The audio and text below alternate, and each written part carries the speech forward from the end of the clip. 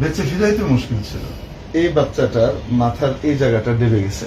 আমরা মোটামুটি কালেমা পড়ে ফেলছি লা ইলাহা ইল্লাল্লাহ মুহাম্মাদুর রাসূলুল্লাহ, যে আমাদের আমরা সব পিছে যাবো আজকে। গাড়ির উপর দিয়ে যা যাওয়ার গেছে আমাদের উপর দিয়ে গেছে। ওভার পাসে উঠবো, নিচ দিয়ে আন্ডারপাস, লোকাল আন্ডারপাস, ওভার পাসে উঠবো আমরা।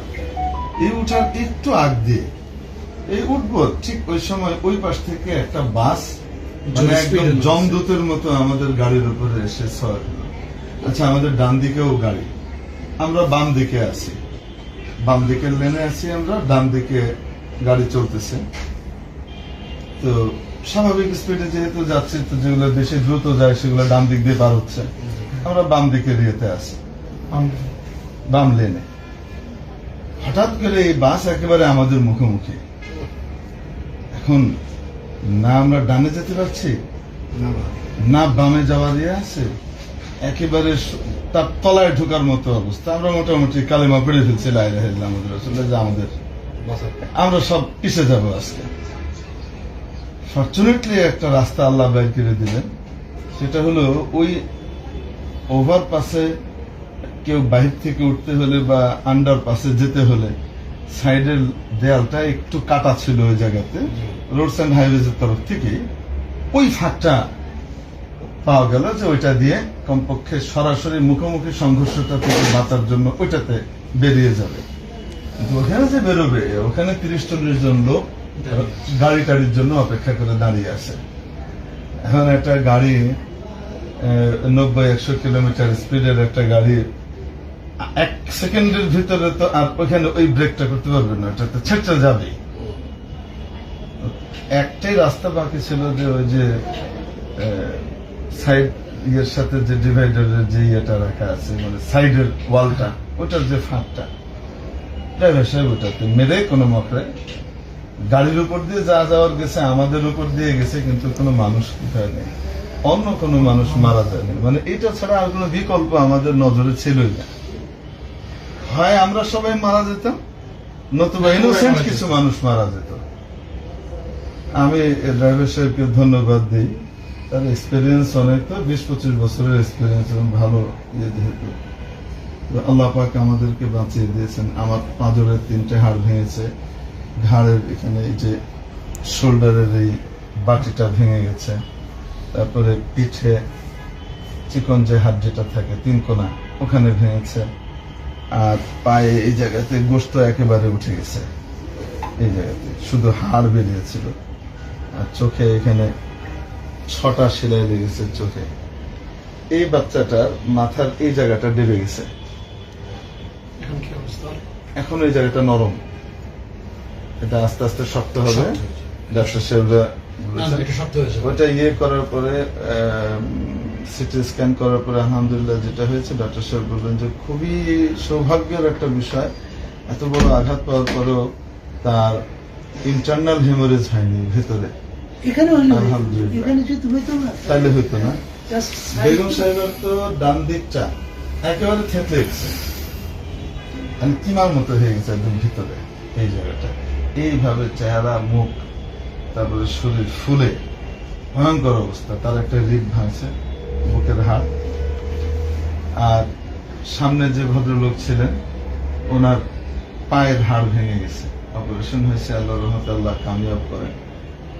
ড্রাইভার সাহেব আল্লাহ পাক তাকে বাঁচিয়েছেন, তার যেহেতু সিট বেল্ট বাঁধাই ছিল সামনের যারা ছিল এদের, যার কারণে ছিটকে ওরা বাইরে চলে যায় নাই, এই একটা ভালো জিনিস হয়েছে। আর ওই বেলুন বেরিয়ে এসছে একটা, বুকে প্রচন্ড এয়ার ব্যাগ, বুকে প্রচন্ড চাপ খেয়েছে,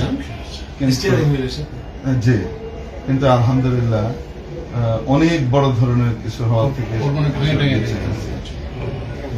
আমাদের ড্রাইভার যিনি ছিলেন তার ভেঙে। হ্যাঁ, এই হলো ওই সময়কার অবস্থা। পরে জানতে পারলাম, মজার ব্যাপার শুনেন, পরে জানতে পারলাম আমাদেরকে সাথে সাথে হসপিটালে নিয়ে গেল।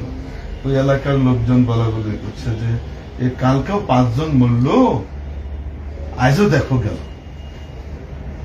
তো ওখান দিয়ে এইভাবে গাড়ি উল্টা আসে। উল্টাটা কেন আসে? ওই আগে তো এটা এক্সপ্রেসওয়ে ছিল না, মাঝখানে ডিভাইডার ছিল না। রংপুর বগুড়া থেকে ঢাকাগামী গাড়িগুলো আসার সময় ফুড ভিলেজটা তাদের ডান দিকে পড়তো, তো রং সাইড দিয়ে তারা পার হয়ে চলে আসতো ইশারা দিয়ে। এখন ডিভাইডার হওয়ার কারণে তাদেরকে কয়েক মাইল দূর দিয়ে আন্ডারপাস দিয়ে ঘুরে আসতে হয়। এখন কিছু গাড়ি এরা এই কষ্ট করে ঘুরে আসবে না, এখান দিয়ে রং সাইড দিয়ে এখান দিয়ে যায়, আর এটাও প্রায় 4-5 কিলোমিটার রং সাইড দিয়ে মারে। অদ্ভুত ব্যাপার, মানে এই রিজনে ওখানে প্রায় কি হচ্ছে কিন্তু খবর নাই। এখন আমাদেরটা হওয়ার কারণে সাথে সাথে মানুষ জানাজানি হয়েছে, যার কারণে এটা এখন কি হচ্ছে আলোচনায় এসছে, নাহলে মানুষ মারা যাচ্ছে। আর পুলিশও কারণটা বের করতে পারছে না যে অ্যাক্সিডেন্ট গুলা কেন হচ্ছে। যখন কেউ জানে যে সামনে থেকে কোনো গাড়ি আসার কোনো সিস্টেমই নেই, তো সে স্বাভাবিক গতিতে সে একটা রিল্যাক্সলি গাড়ি চালাবে। ফট করে সামনে জমদূত আসলে সে কি করবে?